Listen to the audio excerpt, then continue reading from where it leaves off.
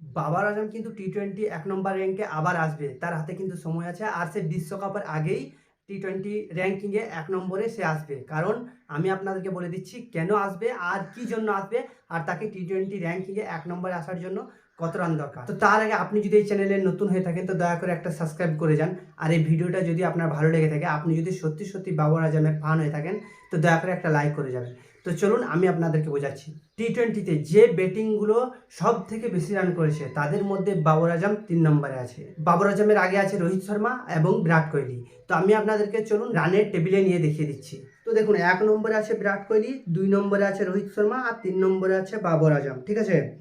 ১১৭টা match খেলে ১০৯ ইনিংসে ৪,০৩৭ run করে বিরাট কোহলি, সেটাও ১৩৮ স্ট্রাইক রেটে এবং ৫১.৭৫ অ্যাভারেজে। ঠিক আছে?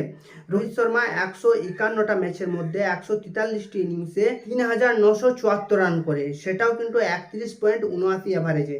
তার স্ট্রাইক রেট ১৩৯.৯৭। তারপর আসছে বাবর আজম। বাবর আজম ১০৯টি ম্যাচ খেলে ১০৩টি ইনিংসে সে রান করে ৩,৬৯৮, ৪১.৫৫ এভারেজে। তার স্ট্রাইক রেট ১২৯.১২।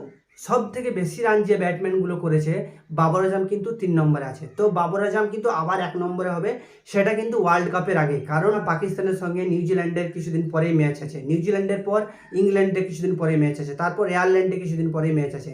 আর বাবর আজম এই টাইমে যে ফর্মে আছে, বাবর আজম আমার মনে হচ্ছে যে ১ নম্বরে আসবেই। কেননা বাবর আজম ১ নম্বরে আসবেই আর আমি সেটার দেখার জন্য অপেক্ষা করছি, কারণ আমি বাবর আজমের অনেক বড় একটা ভক্ত।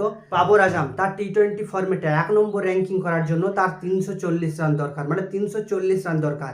আমি আশা করছি যে কিছুদিন পরেই নিউজিল্যান্ডের সাথে তার সিরিজ আছে, সে ৫টা টি-20 আছে, ৫টা টি-20-র মধ্যে সে 340 রান করে আবার টি-20 র্যাঙ্কিংয়ে ১ নম্বরে করে নেবে। যদি ৫টা টি-20-র মধ্যে 340 রান না হয় তাহলে তার কিছুদিন পরেই ইংল্যান্ডের সাথে ম্যাচ আছে, সেই ইংল্যান্ডের সাথে খেলে 340 রান করে টি-20 ফর্মেটে আবার সে ১ নম্বর র্যাঙ্কিংটা দখল করে নেবে। তো আশা করছি আমি আপনাদেরকে বোঝাতে পেরেছি যে বাবর আজমকে টি-20 র্যাঙ্কিংয়ে ১ নম্বরে আসতে গেলে কি করতে হবে। আমি আপনাদেরকে রিকোয়েস্ট করছি, আপনারা যদি এই চ্যানেলে নতুন হয়ে থাকেন দয়া করে একটা সাবস্ক্রাইব করে যাবেন আর এই ভিডিওটাকে লাইক করে যাবেন। তো চলুন দেখা হচ্ছে পরবর্তী ভিডিও।